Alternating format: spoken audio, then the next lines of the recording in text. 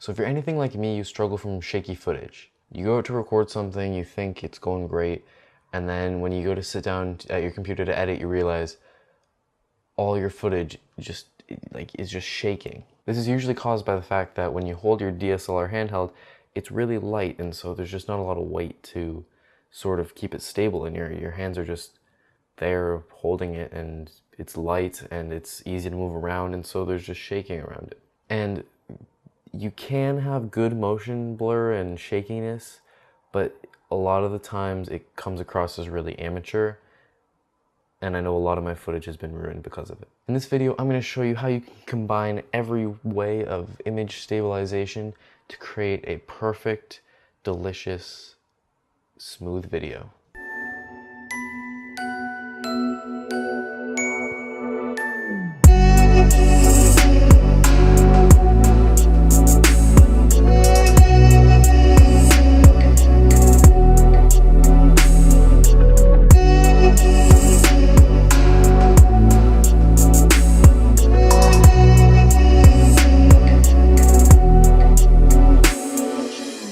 Now you can do 1, 2, 3, any of these ways, or you can combine them and get as smooth motion as possible, because the more of these things that you do at the same time, the better and the smoother it is. First of all, some things you can do with your camera and your settings: shoot with a lens that has image stabilization. This is probably one of the biggest ones. If you're just holding it in your hand, image stabilization helps so much. You wouldn't believe it. Here's a clip of me shooting without image stabilization, holding it as still as I can, and then after flicking image stabilization on. Yeah, it's a big difference. So the other thing is shoot a wider angle. If you don't have a lens with image stabilization, just shoot a wider angle lens, because when the shot is wider and not so cropped in, the little shakes aren't as noticeable than if you were to crop in really tight. You see every little tiny movement. Another one is if your camera can shoot in a higher frame rate, like 60 frames per second or 120 frames per second, then shoot in slow motion at that speed, and then you can slow it down later. When you slow your footage down to slow motion, it smooths out those shakes over a longer period of time, so they're less noticeable than if you were to shake it all at normal speed. Another thing you can do is hold your camera in close to your body. If you don't have a gimbal or a stabilizer, hold your camera in as close as you can and get as many contact points on the camera. Because if you're holding it out like this or holding it with one hand, then it ends up it's just way worse. Please don't do that. Now right now, something I love and hate the most in the filmmaking toolkit is a Glidecam or a Steadicam or any sort of stabilizer like that. So it looks like this. It's this weird platform thing. Your camera goes right on here, and you have this long pole and some counterweights at the bottom. If you've done filmmaking for any period of time, you've seen these before. You hold on to it with this handle right here. Now Steadicams are great if you can practice and learn how to use it properly.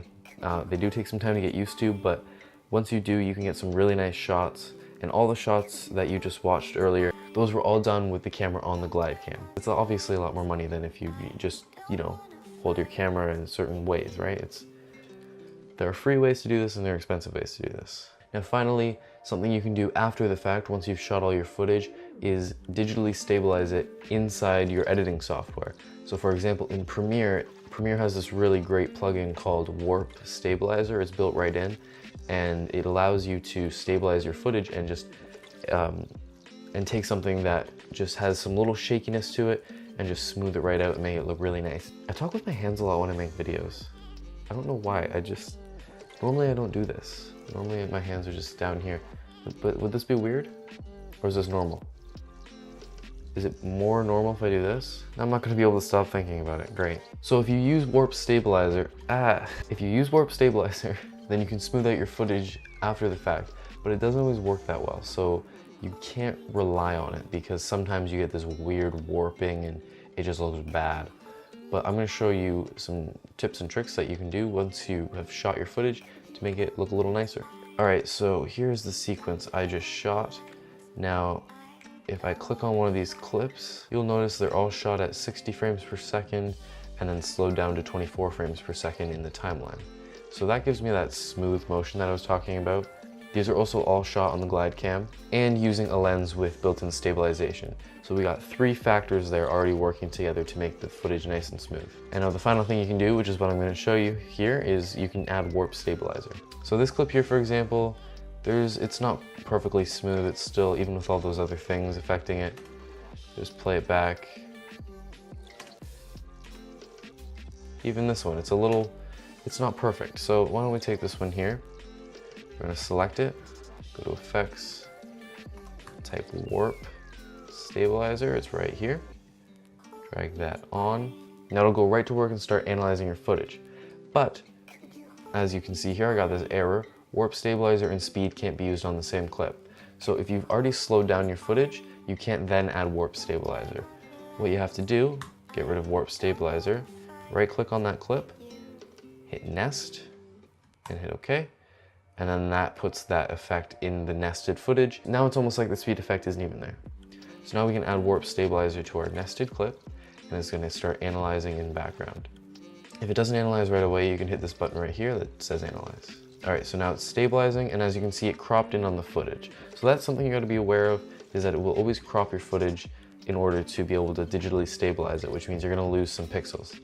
So if that's not your thing, then this might not interest you. Now you want the result set to smooth motion. Smoothness around 25%. If you need more than 25% to stabilize your footage, then your footage is probably doomed anyways. Method set to subspace warp.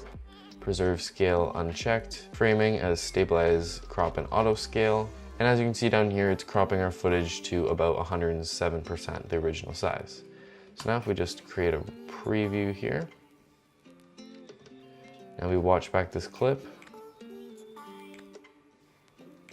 and it's smoother than it was before. And it's already a smooth clip, so it's kind of hard to tell the difference, but it does just help that little bit, and especially with footage that's handheld and not on a gimbal already, or any other stabilizer. Warp Stabilizer can be a godsend sometimes, but use it sparingly because otherwise your footage will look kind of weird. Alright, that's all I have to talk about for stabilizing your footage. I hope you enjoyed watching. Let me know if this lighting setup looks nicer than usual. Every video I'm trying to improve my lighting because I'm not very great at lighting, of all things. These videos are actually good practice for just lighting things. So let me know what you think of the video. Subscribe to see more and all that stuff, and I will see you in the next video.